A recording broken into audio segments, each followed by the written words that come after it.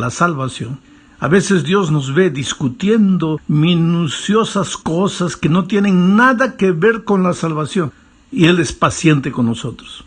El propósito de la Biblia es la salvación. Si tú quieres entender la Biblia, si tú quieres que la Biblia sea un bálsamo curador para tus heridas, no busques punto de discusión en la palabra. Busca el tema maravilloso de la salvación, porque el centro de la Biblia es el tema de la salvación. Desde el Génesis hasta el Apocalipsis hay una línea roja que es la sangre de Jesucristo, la gracia de Jesucristo, atravesando cada una de las páginas de la Biblia. Bueno, sigamos leyendo el texto. Y tened entendido que la paciencia de nuestro Señor es para salvación, como también nuestro amado hermano Pablo, según la sabiduría que le ha sido dada, nos ha escrito casi en todas sus epístolas, hablando de ellas. ¿De qué cosa? De la salvación, de las cosas de la salvación. Hablando de ellas, de estas cosas de la salvación, entre las cuales hay algunas difíciles de entender.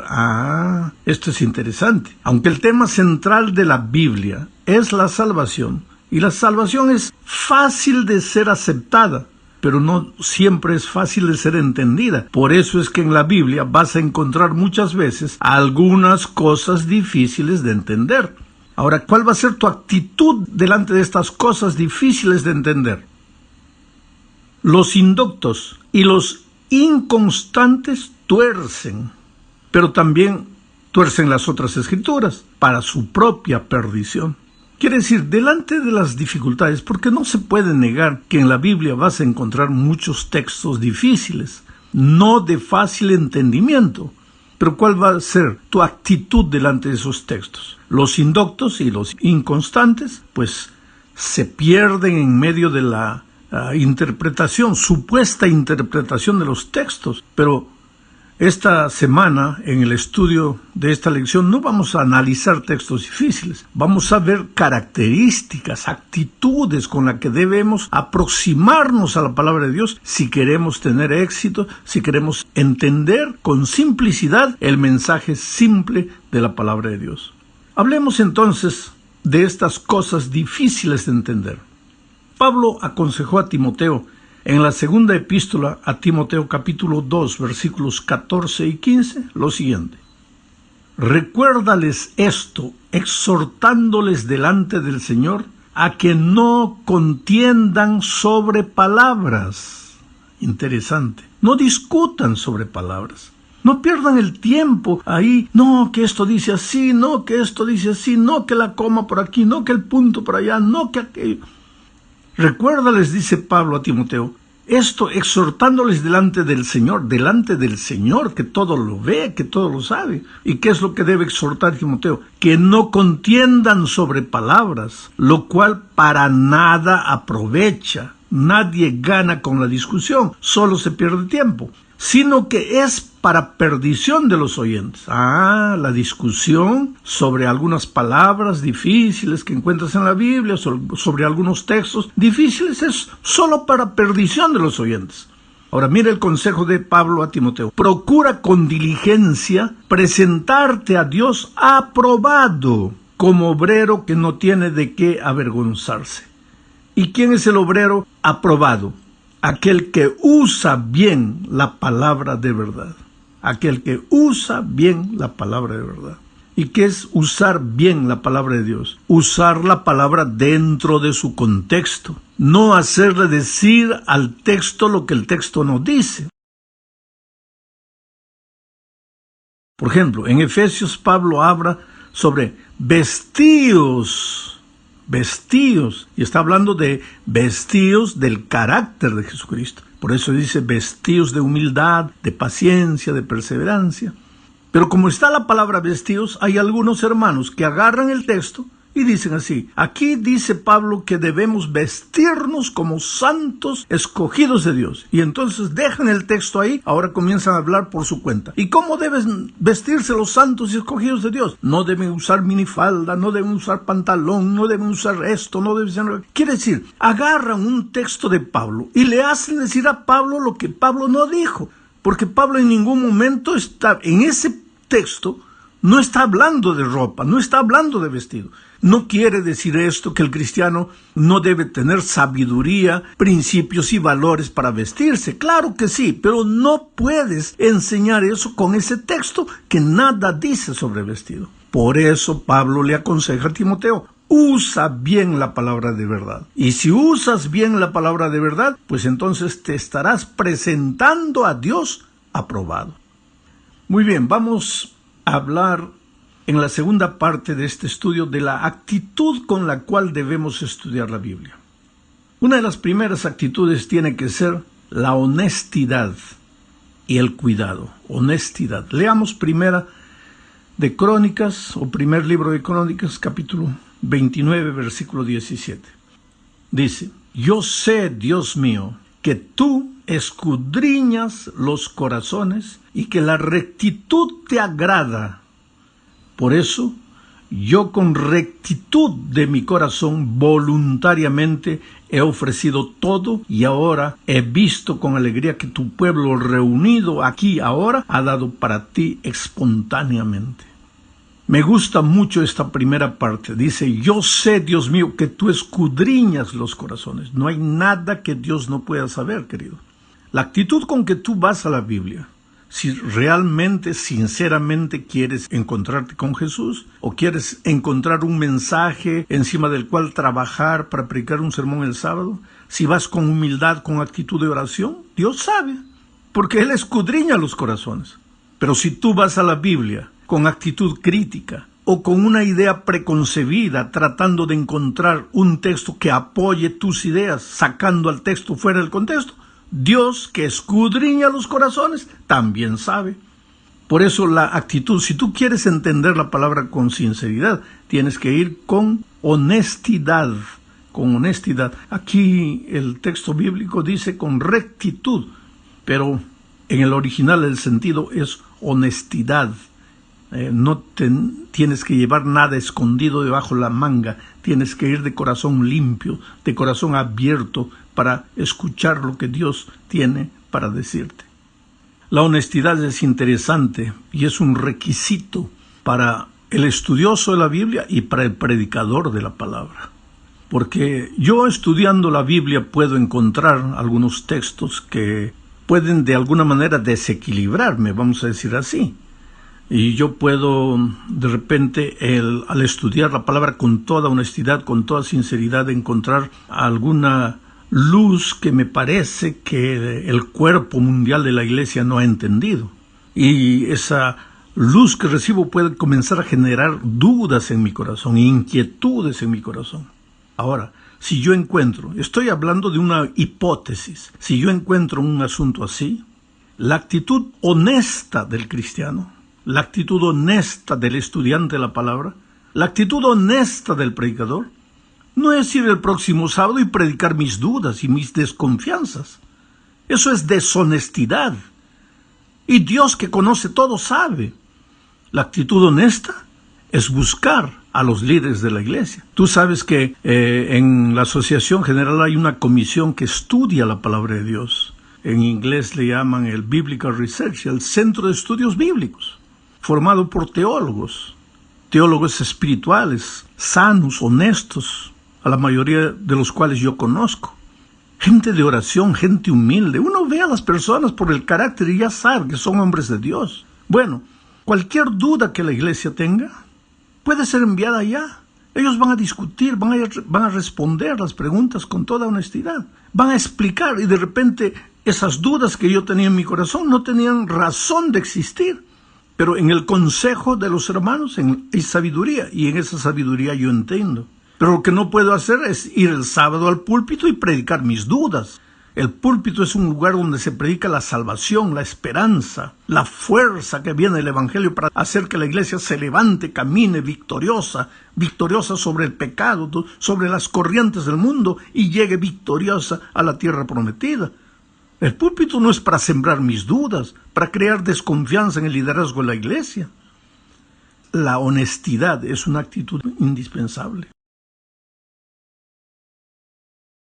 Hay otra actitud con la que debemos enfrentar o encarar los textos difíciles de la Biblia. Esta es la tercera parte de nuestro estudio.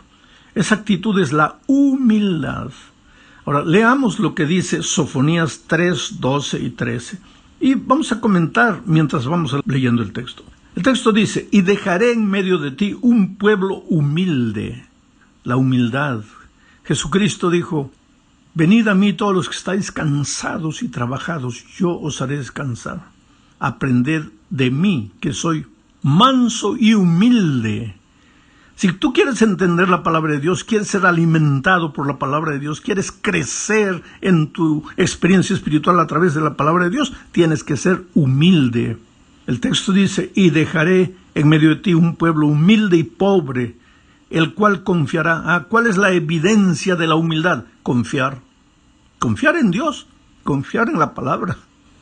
No hay humildad si no confías en Dios, en sus líderes y en la iglesia, en el cuerpo de la iglesia. Voy a enfatizar este punto, querido. La iglesia está formada por seres humanos. Los líderes están formados por seres humanos. Yo he sido un líder de la iglesia por muchos años mientras estaba en el ministerio activo. ¿Cometemos errores los líderes? Sí, infelizmente sí, porque todavía somos seres humanos. No sabemos todo, no entendemos todo, y un voto que tomemos no es necesariamente correcto desde el punto de vista de Dios. Muchas veces no lo es. No siempre, pero hay ocasiones que no lo es. Ahora, ¿qué debo hacer? Porque un ser humano falló. ¿Yo debo comenzar a esparcir mis dudas? No, querido. Voy a la palabra de Dios con humildad, y entonces con humildad voy a aprender a confiar no solo en Dios, sino en los líderes que Él colocó en esta iglesia, que a final de cuentas fueron colocados porque cada hermano levantó la mano para colocar esos líderes donde están. Y mientras estén ahí, tenemos que aceptar la autoridad que ellos tienen. Ahora, ¿encuentras un punto de dudas? Encamina tus dudas de la manera correcta, por los medios correctos, pero no te levantes en el púlpito a predicar tus dudas y tus desconfianzas. Volvamos al texto. Y dejaré en medio de ti un pueblo humilde y pobre, el cual confiará en el nombre de Jehová. El remanente de Israel no hará injusticia ni dirá mentira, ni en boca de ellos se hallará lengua engañosa.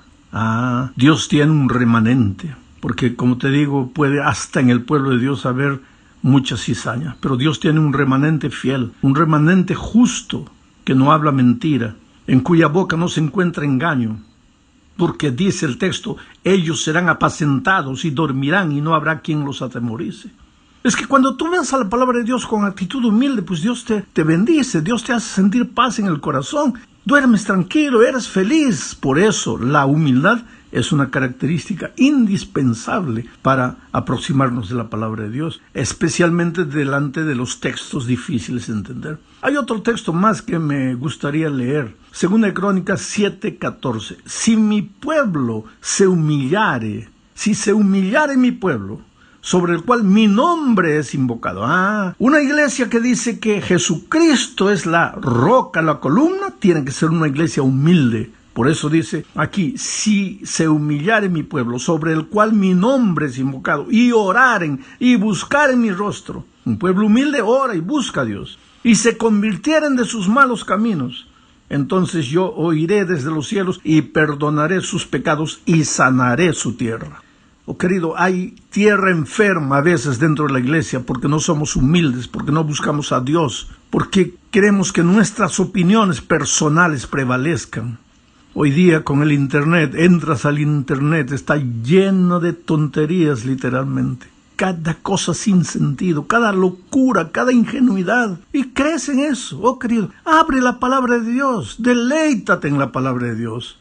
Aliméntate de la palabra de Dios. Y si no entiendes, arrodíllate con humildad, pídele a Dios que te haga entender y Él te va a hacer entender. En la cuarta parte de este estudio, veremos el lugar de la determinación, la paciencia, al tratar de entender textos difíciles. Yo diría la perseverancia. Leamos Lucas 8:15. Este texto de Lucas habla de la parábola del sembrador. Veamos las lecciones. El texto dice, mas la que cayó en buena tierra, está hablando de la palabra, que cayó en buena tierra, en el corazón humilde, en el corazón sincero, en el corazón honesto. Mas la que cayó en buena tierra, estos son los que con corazón bueno y recto tienen la palabra oída y dan fruto con perseverancia. La perseverancia es parte de la actitud de estas personas representadas por la tierra buena. Gente humilde, gente sincera, gente que con oración va a Dios y gente que persevera en el estudio de la palabra. ¿No entendiste el texto? Busca un comentario, busca otro comentario, pregunta a un pastor, pregunta a un hermano, analiza, lee el Espíritu de Profecía, ve lo que el Espíritu de Profecía habla sobre el texto y finalmente el Espíritu de Dios te va a llevar a conclusión. Oh, querido, todo lo que vale en la vida no se consigue con facilidad. Lo que logramos con mucha facilidad, a menudo se nos va con mucha rapidez también. Los textos difíciles de la Biblia nos dan la oportunidad de poner a trabajar nuestra cabeza, nuestra mente, y la determinación, la persistencia, la perseverancia con que buscamos la solución. Eso revela cuán importante es el tema para nosotros. Por eso siempre que dediques tiempo a estudiar la Biblia para tratar de descubrir mejor el significado del texto, su mensaje te hará un bien enorme y ese será un tiempo bien invertido. Ahora, vamos a la parte final del texto porque se me está acabando el tiempo. En esta parte final hablaremos de la actitud de oración para entender la Biblia. La mejor solución para entender los textos difíciles de la Biblia todavía, queridos, se encuentra en la Biblia misma. Por eso los cristianos de Berea eran sabios, porque ellos no tomaban un texto y simplemente lo leían, no, lo estudiaban, no, lo analizaban, lo pensaban, pero con espíritu de oración. ¿Qué hizo, por ejemplo, la iglesia primitiva cuando surgió el primer problema doctrinario, el problema de interpretación bíblica? Se reunió al Concilio de Jerusalén. Los líderes de la iglesia estaban reunidos ahí. ¿Cuál era el problema? Es que algunos hermanos sinceros creían que los gentiles que ahora se hacían cristianos debían cumplir el rito de la circuncisión. Mientras que otros, entre ellos Pablo, Pedro, decían que no, que el cristiano debía aceptar a Jesucristo, porque el rito de la circuncisión ya había sido para el pueblo de Israel. Era un rito ceremonial que ya no tenía sentido para el cristiano. Entonces, llegaron a una encrucijada. ¿Qué es lo que hicieron? Pues inmediatamente reunieron a los hermanos en el llamado Concilio de Jerusalén. Ahora, en medio de la discusión se levantó Pedro y dijo lo que está en Hechos 15, 7 y 8. Voy a leer. Y después de mucha discusión, Pedro se levantó y les dijo: varones hermanos, vosotros sabéis cómo ya hace algún tiempo que Dios escogió que los gentiles oyesen por mi boca la palabra del Evangelio y creyesen. Y Dios, que conoce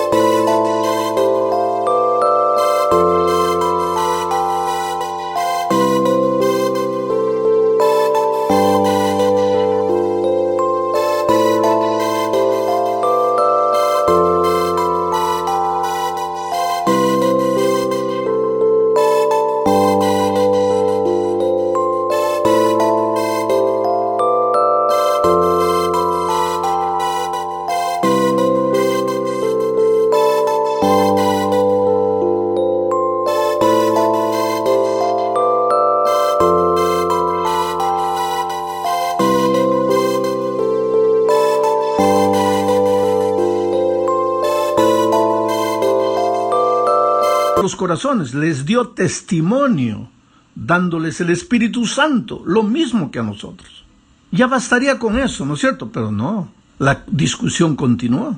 Y cuando estaba la discusión en un punto alto, sucedió lo que relata Hechos 15, 13 al 17. Y cuando ellos callaron, Jacob, otro líder de la iglesia que estaba ahí, respondió diciendo: varones hermanos, oídme.